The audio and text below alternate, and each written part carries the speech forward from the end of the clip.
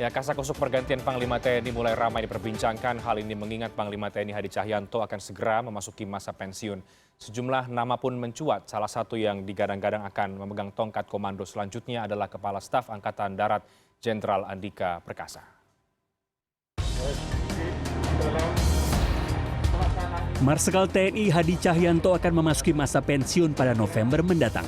Kendati demikian, sosok selanjutnya yang memegang tongkat komando Panglima sudah ramai dibahas saat ini. Kasak kusuk nama yang akan menduduki puncak pimpinan TNI pun sudah mulai mencuat. Mulai dari Kepala Staf TNI Angkatan Darat Jenderal Andika Perkasa, Kepala Staf TNI Angkatan Laut Laksamana Yudo Margono, hingga Kepala Staf TNI Angkatan Udara Marsikal Fajar Prasetyo. Berdasarkan Undang-Undang TNI Nomor 34 Tahun 2004, Pasal 13 Ayat 4 disebutkan bahwa posisi Panglima TNI dapat dijabat secara bergantian dari setiap angkatan. Jika merujuk pasal tersebut, mengisyaratkan adanya pola rotasi dalam pergantian posisi Panglima TNI. Tetapi Undang-Undang tidak menuliskan kata wajib. Jika memacu pada pola rotasi ini, Panglima TNI selanjutnya yang akan menggantikan Marsikal Hadi Cahyanto berasal dari Angkatan Laut. Sebagaimana diketahui, Hadi berasal dari Angkatan Udara, dan sebelum Hadi, Panglima TNI berasal dari Angkatan Darat. Namun nama Jenderal Andika Perkasa paling menguat dalam bursa calon Panglima TNI. Anggota Komisi 1 DPR dari fraksi PDI Perjuangan, Effendi Simbolon menyebut Andika akan menduduki kursi Panglima TNI. Anggota Komisi 1 lainnya, Syarif Hasan, juga menyampaikan hal senada. Syarif mengakui kinerja Andika yang paling menonjol. Ia juga berharap agar yang terbaiklah yang akan menjadi Panglima TNI. Namun, usia pensiun Jenderal Andika Perkasa tinggal 1 tahun. Pemilihan Panglima TNI merupakan hak prerogatif Presiden.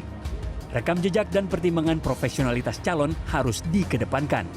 Mengingat memilih calon yang tepat dan berkomitmen akan membuat agenda pertahanan dan keamanan negara berjalan baik.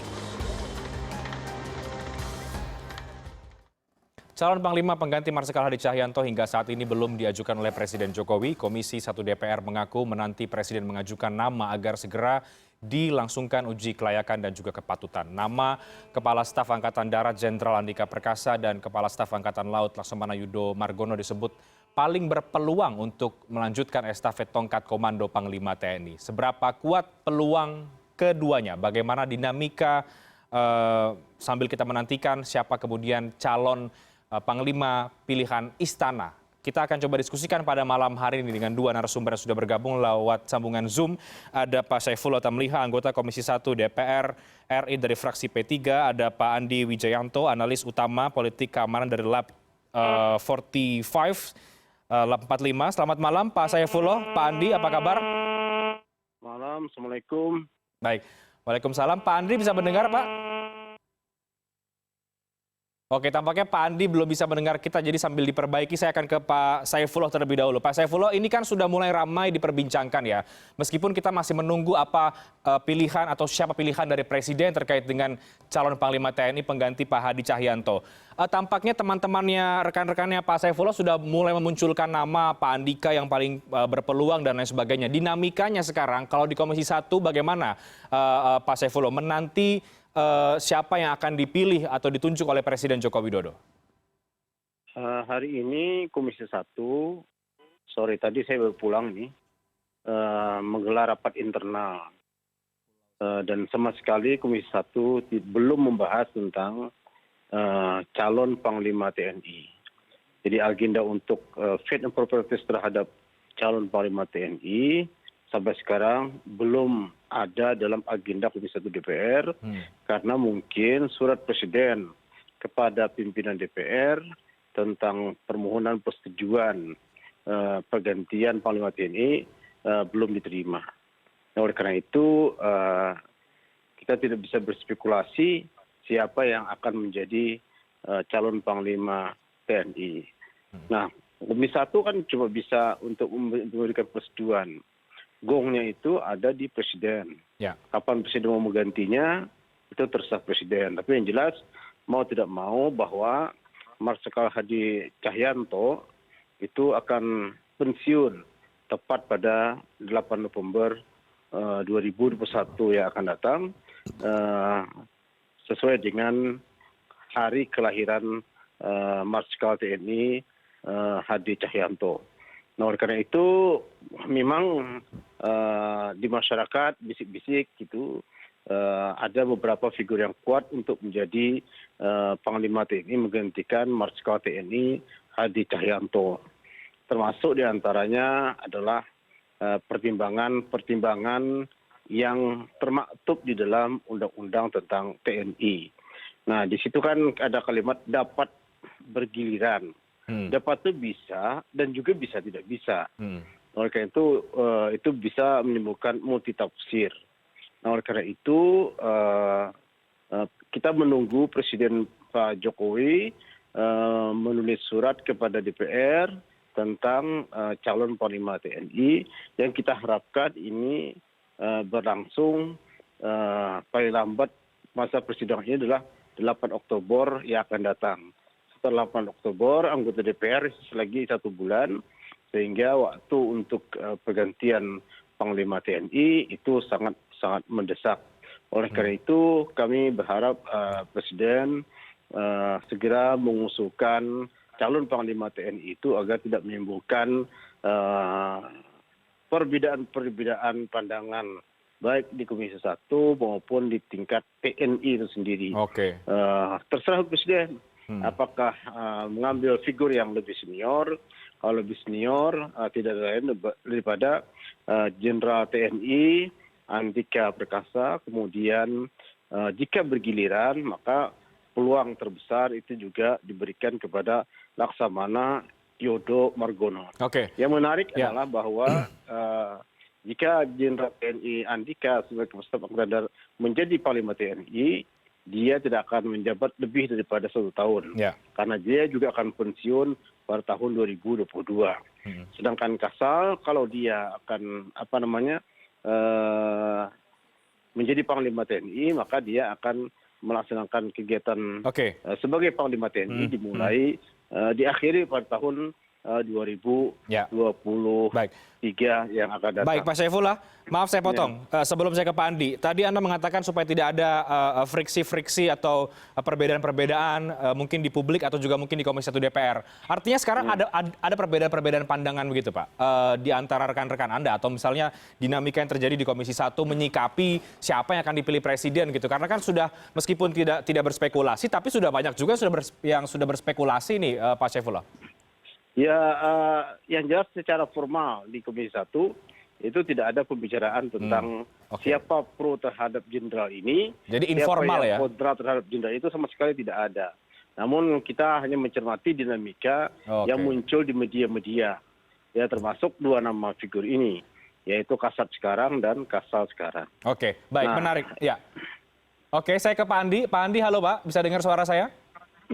Bisa. Oke, baik Pak Andi, langsung saja. Ada 2 pilihan yang tadi disampaikan oleh Pak Saifullah ya. Paling tidak begini, apakah mau mengikuti secara rotasi atau kemudian bicara soal senioritas misalnya antara Pak Andika dan juga Pak Yudo. Karena yang menguatkan 2 nama ini ya. Menurut Anda, pendekatan apa yang kemudian harus atau sebaiknya diambil oleh Presiden dalam hal ini untuk menentukan mau mengikuti pola yang mana? Apakah berdasarkan dengan rotasikah atau dengan kebutuhan atau bicara soal senioritas misalnya?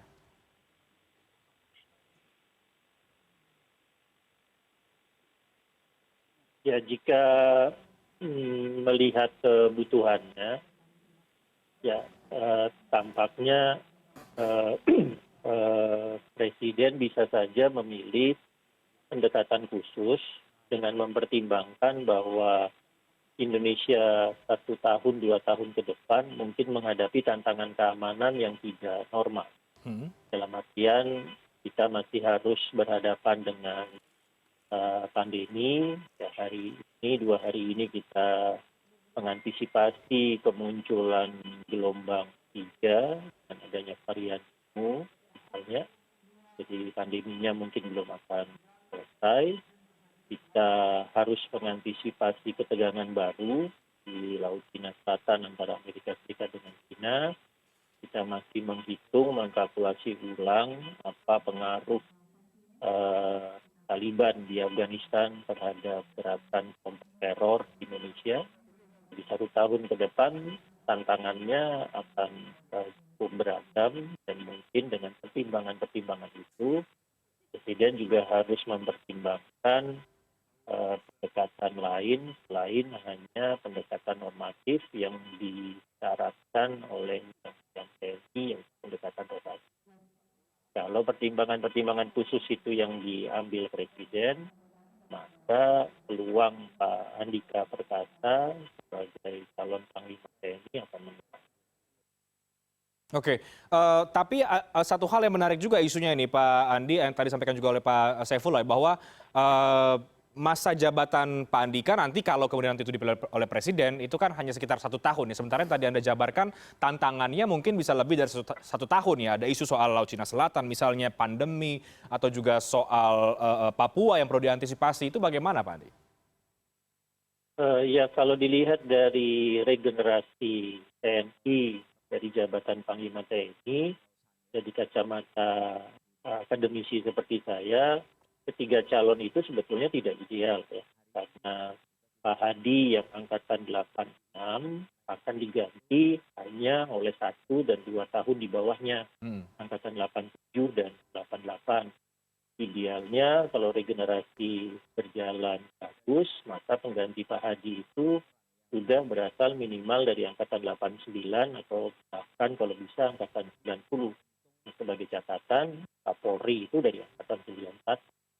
Jadi akan lebih panjang masa jabatannya. Nah, kita akan menghadapi pandemi, lalu nanti di 2024 ada tahun pemilu yang proses pendaftaran capres, nanti penetapan kampanyenya itu sudah dimulai di awal-awal 2023, maka akan jauh lebih ideal kalau Panglima yang baru itu masa jabatannya melampaui tahun pemilu di Februari 2024. Tapi ketiga calon yang ada tidak ideal dari sisi pertimbangan politik militer menuju atau mengarah kepada upaya untuk menjaga stabilitas politik sampai pemilu 2024. Ketiganya sebetulnya tidak ideal karena masa pensiunnya akan sebelum pelaksanaan pemilu 2024. Oke, menarik ya Pak Andi, apa yang tadi juga Anda sampaikan. Kalau dari pertimbangan khusus tadi ya, kalau kemudian Anda membaca kalau dengan pendekatan khusus soal pandemi, virus misalnya, atau konflik kalau Laut Cina Selatan, sehingga kemudian mengerucut terhadap nama yang menurut Anda lebih berpeluang, Andika Perkasa. Ini mengapa? Apakah karena jejaring Angkatan Darat kah, atau ada faktor-faktor yang lain dibanding dengan katakanlah Pak Yudo misalnya?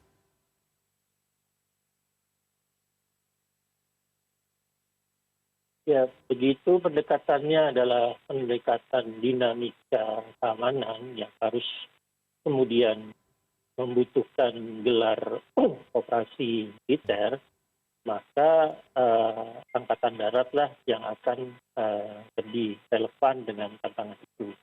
Itu karena gelar pasukannya pasti Angkatan Darat, kedalaman jejaring teritorial dari Kodam sampai Babinsa yang juga dimiliki oleh Angkatan Darat, dan secara real pengalaman-pengalaman operasi militer di Indonesia memang didominasi oleh operasi tempur darat.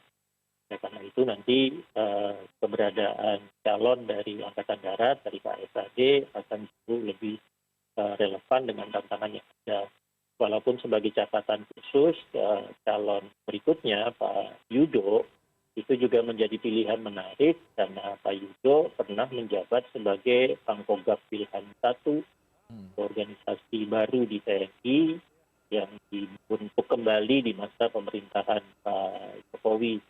Itu salah satu keunggulan jejak karir Pak Yudo dibandingkan dengan Pak Andika. Pak Yudo pernah memegang komando gabungan, sementara Pak Andika dari karir militernya hingga bintang 4, walaupun pernah memegang pasukan besar seperti Kostrad, tidak pernah duduk dalam komando gabungan bentukan baru di masa pemerintahan Pak Jokowi. Oke, menarik. Saya mau ke Pak Saifullah untuk mengelaborasi tadi apa yang disampaikan oleh Pak Andi Wijayanto, dari kacamata Pak Andi, ada beberapa poin tadi soal masa pensiun ketiganya yang sebenarnya tidak ideal kalau kita mengacu pada masa pemilu 2024, dan juga pertimbangan-pertimbangan kalau pertimbangan khusus menguatnya adalah ke Pak Andika Perkasa. Apa tanggapan Anda, Pak Saifullah, dari tadi apa yang disampaikan oleh Pak Andi Wijayanto? Ya memang jika salah seorang di antara keduanya ya ditunjuk presiden sebagai calon Panglima TNI, ini tidak menarik. Sebab yang menarik itu adalah calon Panglima TNI yang akan menghadapi pemilihan umum presiden dan legislatif pada tahun 2024. Dan dua-duanya ini akan pensiun. Yang satu akan pensiun, Pak Andika akan pensiun tahun 2022, kemudian Pak Yodo juga akan pensiun pada tahun 2023. Tapi mungkin saja ada kepentingan-kepentingan politik dari berbagai pihak, baik secara kultural maupun struktural yang bisa menjadi bahan pertimbangan presiden. Misalnya mungkin saja ada kekuatan tertentu yang ingin menjadikan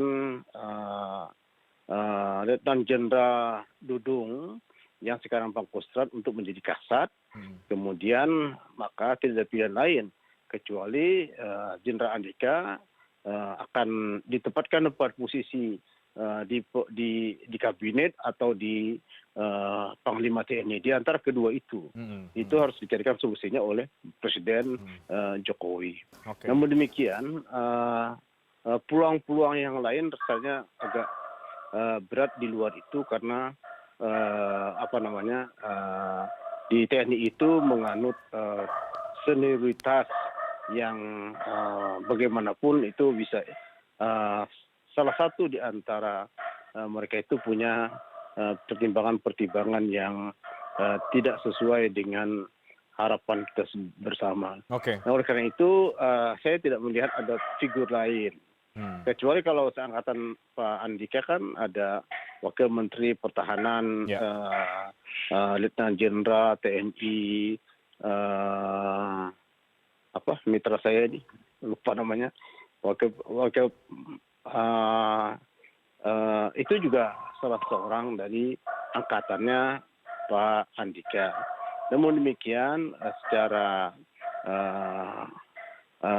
pengalaman panjang berkarir itu di TNI ya tidak ada pilihan lain kecuali Pak Andika.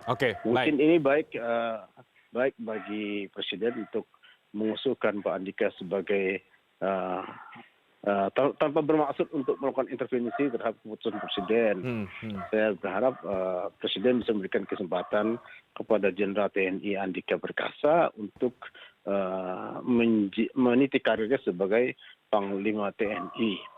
Nah, namun demikian, apapun yang akan disampaikan oleh Presiden, kami sebagai Partai Persatuan Pembangunan ya, sebagai partai koalisi pemerintah, pasti akan menyetujui siapapun yang akan diusulkan oleh Bapak Presiden Republik Indonesia. Baik, Pak Andi, tadi Anda mengatakan ketiga calon sebetulnya tidak ideal kalau kita bicara soal masa pensiun.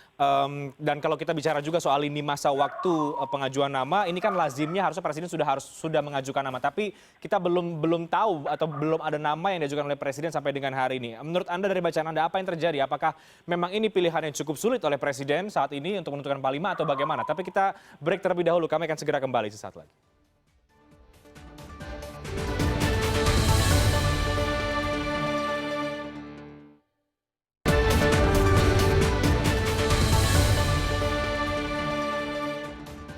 Baik, Pak Andi, apakah Anda melihat bahwa kali ini memang pilihannya cukup sulit atau bagaimana? Karena kalau kita melihat memang belum ada nama sampai dengan hari ini yang diajukan oleh Presiden Joko Widodo. Ya, ada tiga hal. Yang pertama, Presiden harus melantik Panglima yang baru itu 1 Desember 2024. Karena secara administrasi keprajuritan, Pak Hadi itu bisa berdinas aktif sampai akhir bulan November 30. Presiden masih punya waktu hampir 2 bulan untuk memproses pergantian Panglima. Lalu yang kedua, pada saat Presiden menominasikan seorang kepala staf menjadi Panglima, maka Presiden juga harus memikirkan siapa yang akan mengganti kepala staf tersebut. Kalau misalnya Pak Yudo yang dinominasikan, misalnya kandidat terkuat untuk menjadi kepala staf angkatan laut, sekarang ini ada 3. Ada Wakasal, Pak Heri, ada Pangkogap Wilhan 1, Pak Andi, ada Rektor Unhan, Pak Oktavian. Kalau Kasat yang dinominasikan sebagai Panglima, jauh lebih banyak calonnya. Dari 88 ada Pak Dudung, dari 89 ada Pak Eko Margiono yang sekarang Kasal, ada Pak Arif Rahman yang sekarang dan Husseini, di 90 ada Pak Nyoman Kansiase yang sekarang ada Pangdam Kasuari.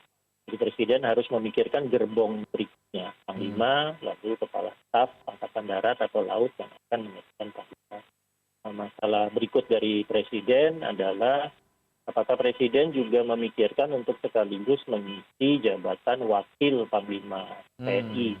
Jadi misalnya kalau seandainya Presiden menginginkan Panglimanya darat karena kebutuhan-kebutuhan khusus, akan cukup ideal kalau nanti wakil panglimanya dijabat dari mata laut, dari angkatan laut, yang dinominasikan nanti sebagai wakil panglima menjadi bintang 4.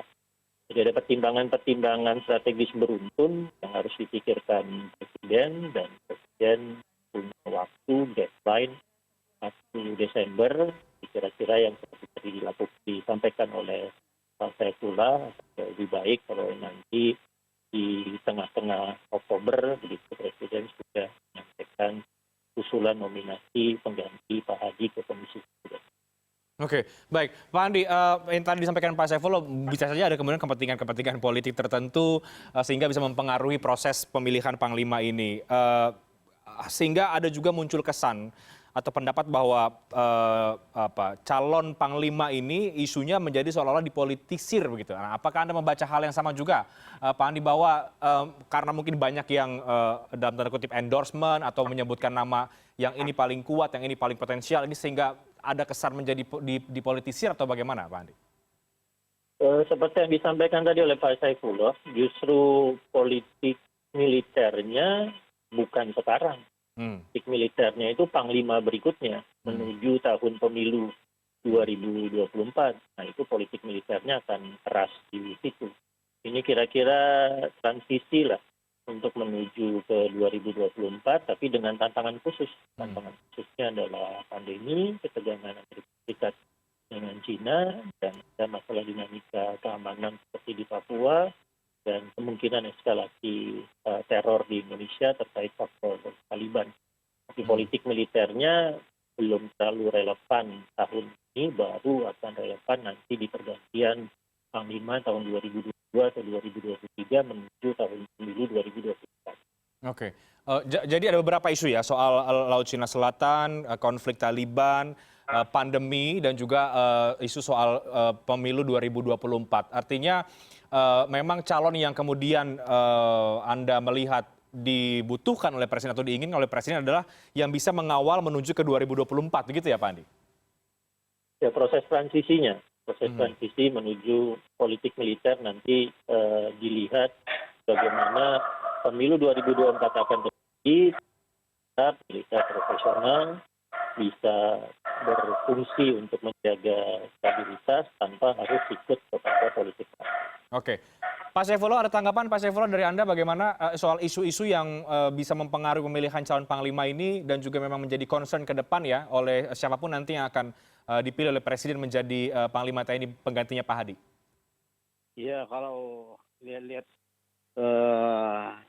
dalam tataran kepentingan ya, kita tidak bisa melupakan tentunya pengaruh dari Ibu Megawati Soekarno Putri, kemudian pengaruh dari Menteri Pertahanan Prabowo Subianto yang mungkin akan merasa pas dengan siapa Panglima TNI. Tapi sebagaimana disampaikan Pak Adi tadi, mungkin ada politik jalan tengah. Mungkin yang pertama adalah saya berkeyakinan, tapi tidak bermaksud melakukan intervensi, bahwa Presiden Jokowi akan mengorbitkan Jenderal TNI Andika Perkasa menjadi ke puncak hari sebagai Panglima TNI, dan sebagai jalan tengah nanti Presiden akan menunjuk mungkin secara bergiliran seorang wakil Panglima TNI yang tentu mungkin tataran angkatan Akademi Militer itu setara dengan Kapolri yang sekarang. Jadi ketika nanti Jenderal Andika itu pensiun pada akhir 2022 yang akan datang, maka Presiden bisa langsung meminta persetujuan DPR untuk mengangkat wakil Panglima TNI yang diregenerasi dari sekarang untuk bisa menjabat sampai paling tidak mengamankan pemilihan presiden tahun 2024, juga pemilu legislatif 2024, dan pemilihan kepala daerah serentak juga pada tahun 2024. Nah, saya yakin itu adalah mungkin pencermatan saya ya, kemungkinan menerka-nerka pilihan Presiden Jokowi terhadap calon Panglima TNI. Ya bagaimanapun saya berkeyakinan bahwa Pak Andika ini juga kan menantu dari Jenderal TNI Profesor Hendro Priyono, kemudian tentu Jenderal Hendro Priyono juga dekat dengan Ibu Mega, mungkin juga dekat dengan Prabowo dan sebagainya. Namun pilihan subjektivitas itu sepenuhnya di tangan Presiden Jokowi. Tidak ada siapapun yang bisa mengintervensi calon Panglima TNI kecuali yang tahu itu Allah dan Jokowi sendiri. Tapi pencermatan Anda, ada pengaruh Megawati di sana, ada pengaruh Prabowo Subianto untuk menentukan nama calon Panglima, dan itu mengerucut terhadap nama Andika Perkasa, Pak Syaifullah. Penegasan kembali. Ya, ini kan sebuah feeling politik saja dari saya. Dan itu saya yakin adalah politik jalan tengah yang sebaiknya dilakukan oleh Presiden Jokowi agar beliau tidak berbenturan dengan kepentingan lain. Berbeda dengan tahun 2024 nanti, Panglima TNI yang akan menjadi Panglima pada tahun 2024 itu sangat berpengaruh terhadap stabilitas pertahanan, keamanan, politik, dan keutuhan negara kesatuan Republik Indonesia, termasuk isu Papua dan isu Laut Cina Selatan. Tapi kalau periode waktu yang tinggal 1 tahun tadi itu yang sudah kita bahas di awal, menurut Anda itu perlu menjadi pertimbangan yang serius tidak sih, atau itu menjadi problem yang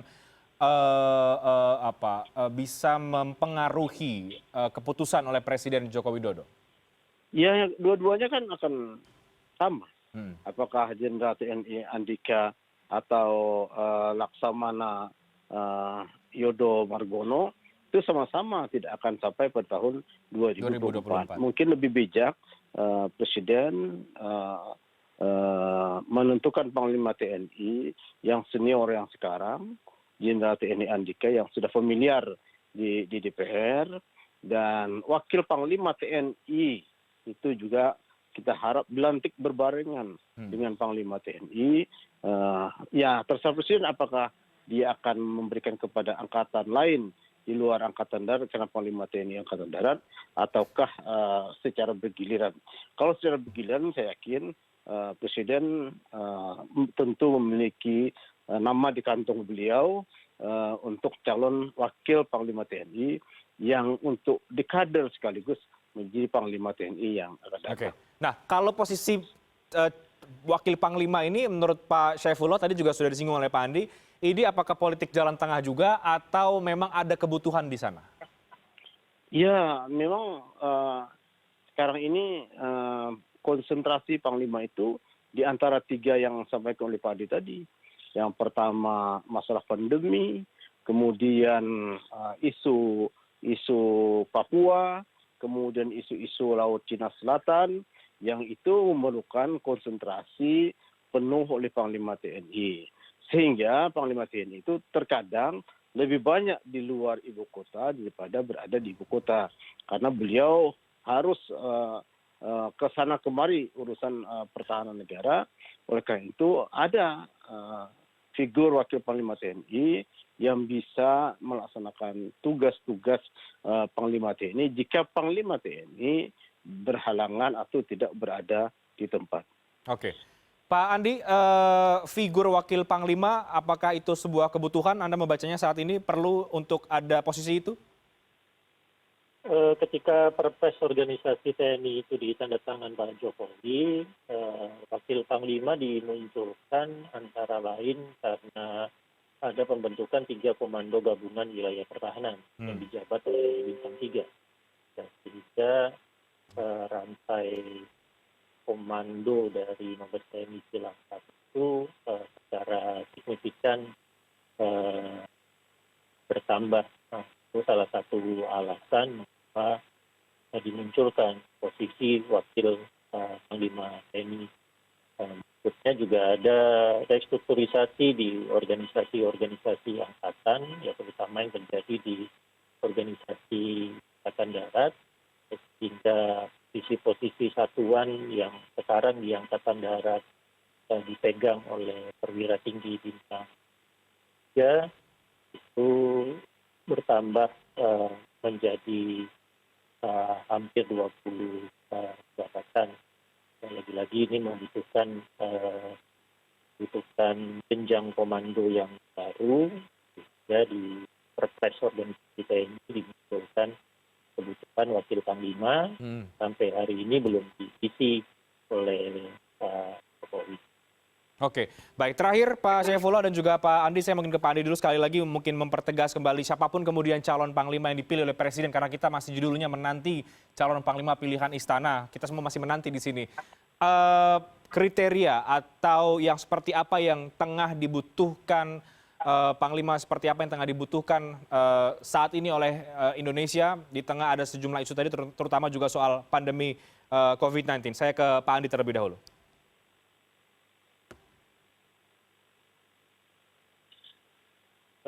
Ya selama ini jika terjadi pergantian, ya pertimbangan atau kriteria pertamanya yang paling sederhana normatif adalah rotasi. Lalu kemudian ada kriteria regenerasi.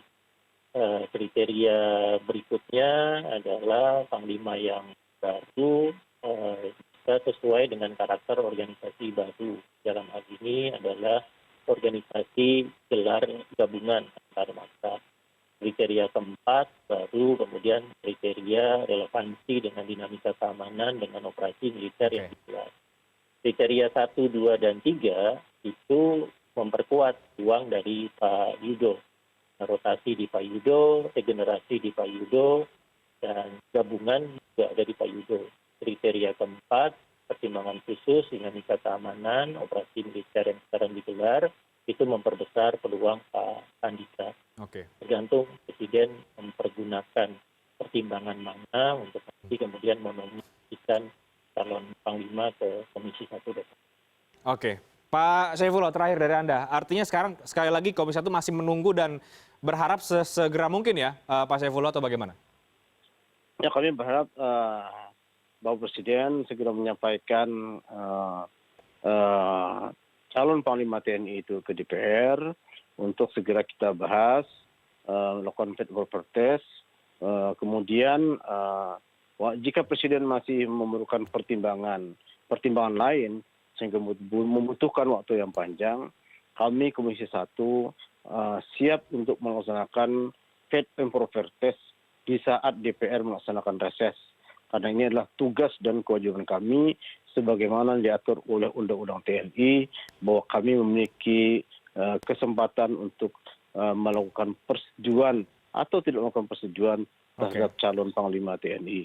Tapi yakinlah bahwa Presiden pasti memiliki waktu yang tepat untuk menyampaikan calon Panglima TNI. Mungkin juga Presiden sedang mempertimbangkan masukan dari berbagai pihak, baik secara subjektivitas maupun objektivitas.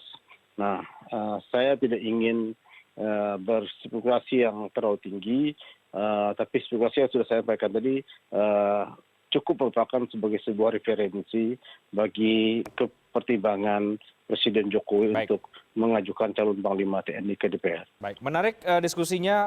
Terima kasih Pak Saifullah, Pak Andi Wijayanto. Mari kita akan lihat apa pertimbangan yang akan diambil Presiden. Apakah pertimbangan mungkin secara normatif atau ada pertimbangan khusus terkait siapa calon Panglima yang akan dipilih oleh Presiden Joko Widodo. Terima kasih banyak Pak Andi Wijayanto, Pak Saifullah Tamliha sudah bergabung bersama dengan kami pada malam hari ini. Selamat malam, sehat selalu Pak. Assalamualaikum. Newscast akan segera kembali dengan informasi lain, tetap bersama kami.